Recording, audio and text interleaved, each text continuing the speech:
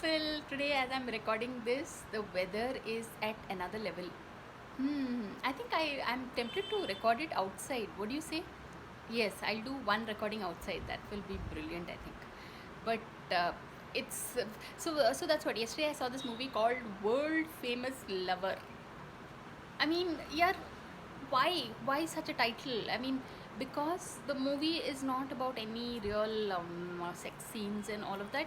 No, yeah, it's Vijay Devarkonda acts well, but basically it is Arjun Reddy hangover that the nation, that the country is suffering from. I mean, really, I think after this coronavirus, that Arjun Reddy virus was what had infected the entire country at the same time, because that's what Kabir Singh also the movie did well, right? Kabir Singh, and then there's a Kannada version also.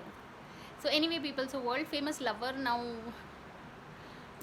It's an interesting storyline. I'll say that is the thing. But here, did you know this, that a study in Harvard University found that movies that do well invariably have the second half more interesting than the first half.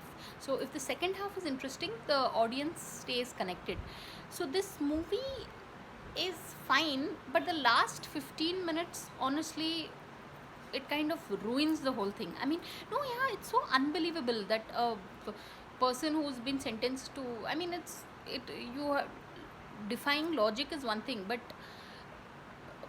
completely sending out the wrong signal to society is quite another. Yeah, so on that, on those bases alone, I'm totally not very, I'm not tempted to give it a very good rating. But it's very honest performances from Rashi Khanna, the actress, and Vijay Deverakonda, of course, and the supporting cast is also good.